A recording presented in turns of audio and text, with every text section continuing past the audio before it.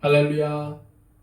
오늘도 하루를 허락하신 하나님 앞에 예배로 출발하는 여러분들을 축복합니다. 기도하겠습니다. 아버지 하나님, 우리에게 복을 더하여 주셔서 하나님의 자녀로 살게 하여 주시고 이렇게 하루를 예배로 시작할 수 있게 하심에 감사드립니다. 하나님, 무엇보다도 우리가 하나님께 대한 감사함을 잊지 않게 하여 주시옵소서.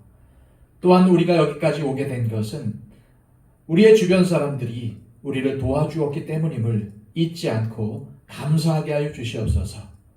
그래서 오늘 만나는 사람들에게 감사를 전할 수 있도록 인도하여 주시고 또한 섬기며 베푸는 삶을 살아갈 수 있도록 붙잡아 주시옵소서.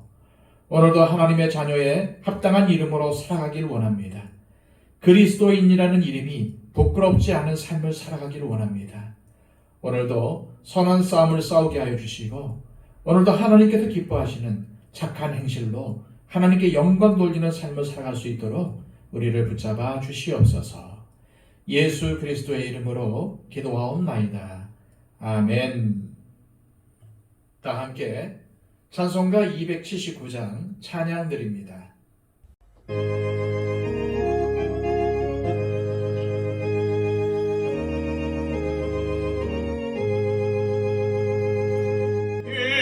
인내하신 곳에 주여 내가 비오니 죄인 홀하신 때에 날 부르소서.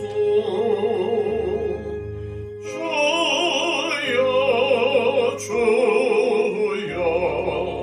내가 비오니 죄인 홀하실 때에 날 부르소서. 자비하신 보좌 앞에 꿇어 엎드려 자복하고 회개하니 믿음 주소서. 주여 내가 비오니 죄인 홀하실 때에 날 부르소서. 주의 공로 의지하여 주께 가오니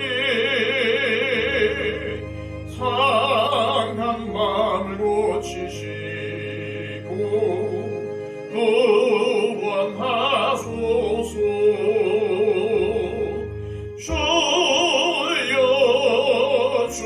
주여 내가 비오니 죄인 홀하실 때에 날 부르소서. 만복 끊은 우리 주여 위로하소서. 우리 주와 같으시니 어디 있을까.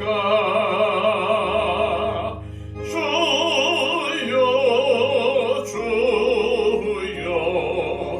내가 비오니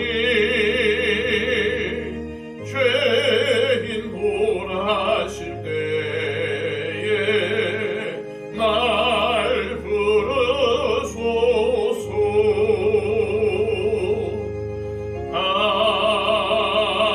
아멘. 이 시간 우리에게 주시는 하나님의 귀한 말씀은 신약성경 히브리서 10장 26절에서 31절까지의 말씀입니다. 신약성경 364쪽입니다. 우리가 진리를 아는 지식을 받은 후 짐짓 죄를 범한 즉 다시 속죄하는 제사가 없고 오직 무서운 마음으로 심판을 기다리는 것과 대적하는 자를 태울 맹렬한 불만 있으리라. 모세의 법을 폐한 자도 두세 증인으로 말미암아 불쌍히 여김을 받지 못하고 죽었거든. 하물며 하나님의 아들을 짓밟고 자기를 거룩하게 한 언약의 피를 부정한 것으로 여기고 은혜의 성령을 욕되게 하는 자가 당연히 받을 형벌은 얼마나 더 무겁겠느냐. 너희는 생각하라. 원수 갚는 것이 내게 있으니 내가 갚으리라 하시고 또다시 주께서 그의 백성을 심판하리라 말씀하신 것을 우리가 아노니 살아계신 하나님의 손에 빠져 들어가는 것이 무서울진저. 아멘. 지난 시간 히브리서 기록자는 구원받은 성도라면 반드시 예수님께서 자신의 고난과 죽으심으로 열어놓으신 살 길을 통해 하나님께로 나아가야 하고 믿는 도리의 소망을 굳게 잡고 서로 돌아보아 사랑과 선행을 격려하며 모이기에 힘써야 한다고 권면했습니다. 그런데 히브리서 기록자는 오늘 본문에서는 6장에서 했던 엄중한 경고를 다시 한번 하고 있습니다. 예수님을 믿는 믿음을 버리는 배교에 대해 경고하며 오직 예수님을 붙잡고 흔들리지 않는 것이 답이라는 의미입니다. 히브리서 기록자는 11장부터 믿음에 관해 다루려고 합니다. 믿음으로 산다는 것이 무엇이며 앞서간 믿음의 선지들 가운데 그러한 믿음을 가지고 살았던 사람들을 살펴보며 믿음을 굳건히 하려는 것입니다. 그러나 그 일을 하기 전에 먼저 다시 한번 배교에 대해 경종을 울리는 일이 필요하다고 생각했던 것 같습니다. 이미 히브리서 기록자는 6장 4절에서 8절까지의 말씀에서 한 번 비침을 얻고 하늘의 은사를 맛보고 타락한 자들은 다시 새롭게 하여 회개할 수 없다고 경고한 바 있습니다. 그런데 다시 이와 유사한 경고를 하는 것은 당시 수신자들인 유대 그리스도인들의 믿음의 상태가 매우 심각했다는 것을 알 수 있습니다. 26절, 27절입니다. 우리가 진리를 아는 지식을 받은 후 짐짓 죄를 범한 즉 다시 속죄하는 제사가 없고 오직 무서운 마음으로 심판을 기다리는 것과 대적하는 자를 태울 맹렬한 불만이 있으리라. 히브리서 기록자는 여기서 우리가 라는 표현을 사용하여 히브리서를 읽고 있는 사람들이 간당간당하지만 아직 믿는 자들이라는 사실을 표현하고 있습니다.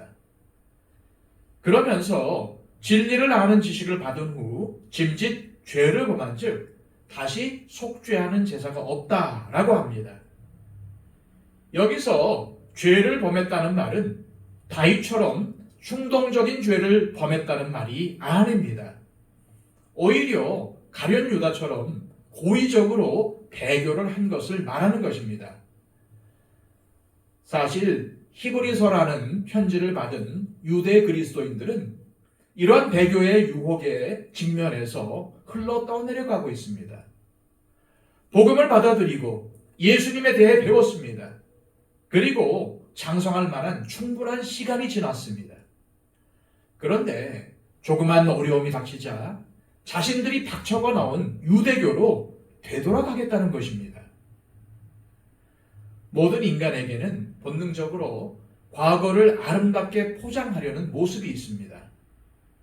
그래서 출애굽한 이스라엘 백성들이 자신들의 애굽 생활이 노예로 살았던 처참한 삶이었음에도 그때가 좋았다고 말해서 하나님을 노하게 했던 것입니다. 히브리서의 수신자인 유대 그리스도인들도 마치 출애굽한 이스라엘 백성들처럼 흔들리고 있었고 그런 그들에게 히브리서 기록자는 진리를 아는 지식을 받은 후 다시 범죄하는 자들에게는 엄중한 심판이 기다리고 있으며 그 심판은 다름 아닌 하나님을 대적하는 자를 태울 맹렬한 불, 즉 하나님의 자녀가 아니라고 판결을 받은 자들이 경험하게 될 지옥의 강렬한 불에 던져질 것이라고 경고한 것입니다. 계속해서 히브리서 기록자는 구약의 말씀을 인용하여 고의로 죄를 범한 사람들이 처벌을 받았다는 사실을 밝히며 그리스도를 배교한 자들이 무서운 형벌을 받을 것임을 경고하고 있습니다. 28절, 29절입니다. 모세의 법을 폐한 자도 두세 증인으로 말미암아 불쌍히 여김을 받지 못하고 죽었거든. 하물며 하나님의 아들을 짓밟고 자기를 거룩하게 한 언약의 피를 부정한 것으로 여기고 은혜의 성령을 욕되게 하는 자가 당연히 받을 형벌은 얼마나 더 무겁겠느냐. 너희는 생각하라. 모세의 법을 폐한 자가 두세 증인으로 처벌을 받은 것은 신명기 17장에 기록이 되어 있습니다. 이것을 요약하면 율법을 어기고 악을 행하며 하나님이 아닌 다른 신들을 섬기면 남자든 여자든 반드시 죽임을 당하고 이는 두세 증인의 증언이 있으면 이러한 판결을 받게 된다는 것입니다. 히브리서 기록자는 구약 신명기의 말씀을 인용하여 옛 언약인 율법을 어겨도 이렇게 무서운 처벌을 받거든 하물며 예수님의 고난과 죽음으로 인해 세워진 새 언약을 어기면 엄청난 형벌을 받게 되고 그 영혼은 결국 파멸에 이르게 될 것임을 경고한 것입니다. 히브리서 기록자는 새 언약을 어기는 것, 즉 믿음을 버리고 배교하는 것을 하나님의 아들을 짓밟고 자기를 거룩하게 한 언약의 피를 부정한 것으로 여기며 은혜의 성령을 욕되게 하는 행위로 보고 있습니다.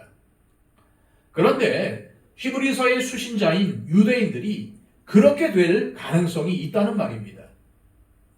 이들이 다시 믿음으로 돌이키지 않고 그대로 흘러 떠내가도록 자신의 영혼을 방치하면 결국 이들은 하나님의 아들을 짓밟고 예수님의 거룩한 피를 부정한 것으로 여기며 성령님을 욕되게 하는 자들이 될 것이라는 것입니다.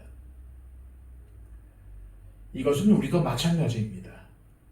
우리를 위해 피 흘려 죽으신 예수 그리스도의 은혜를 가치 없는 것으로 여기는 것이 바로 예수님을 짓밟는 행위인 것입니다.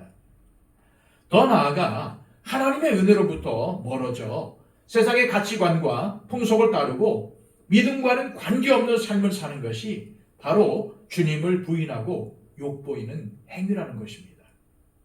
아직 히브리서의 수신자인 유대 그리스도인들이 믿음을 버리고 배교한 것은 아닙니다. 하지만 그럴 가능성이 있습니다. 돌이키지 않고 이대로 쭉 갔다면 하나님의 아들을 짓밟는 결과가 될 것입니다. 예수님의 언약의 피를 부정한 것으로 여기는 결과가 초래될 것입니다. 은혜의 성령을 욕되게 할 것입니다.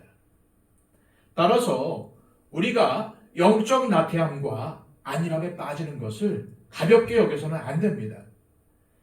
다윗의 영적 태만이 어떠한 범죄에 빠지게 했는가를 생각해 보십시오. 영적 태만은 그 자체가 죄라는 사실을 우리는 명심해야 합니다. 결국 영적으로 나태하여 믿음에서 흘러 떠내려가게 되면 반드시 범죄의 자리로 흘러갈 수밖에 없는 것입니다. 그러므로 교회를 못 가게 만드는 잘못된 습관과 믿음 생활을 방해하는 사람들과의 교제는 모두 위험한 것입니다. 바쁘니까 무슨 일이 있으니까 하면서 경건 생활을 하지 못하는 것에 관용을 베풀지 마십시오. 예외 규정을 만들지 마십시오. 우리가 경건 생활을 하지 못하는 것에 관용을 베풀고 예외를 둘수록 사탄은 좋아하게 될 것입니다. 그리고 그렇게 흘러 떠내려가다 보면은 결국 본문에서 말씀하고 있는 배교의 상황이 오게 될 수도 있습니다. 만일 우리가 믿음을 저버리고 배교하게 되면 무서운 결과를 얻게 됨을 히브리서 기록자는 재차 경고하고 있습니다. 31절입니다. 살아계신 하나님의 손에 빠져 들어가는 것이 무서울진저. 우리 육체는 편안하면 편안할수록 더 편안해지고 싶어 합니다. 우리의 신앙생활을 나태한 채로 놓아두지 마시길 바랍니다. 경건한 삶을 살기 위해 노력하시고 마음을 다 잡으시길 바랍니다. 예배하고 말씀 읽고 기도하고 교회 공동체를 위해서 헌신하는 것을, 다른 사람들을 섬기는 것을 아까워하지 마십시오. 살아계신 하나님의 심판대 앞에 선다는 것은 무서운 일입니다. 그 심판은 되돌릴 수 없는 마지막 심판이 될 것이기 때문입니다.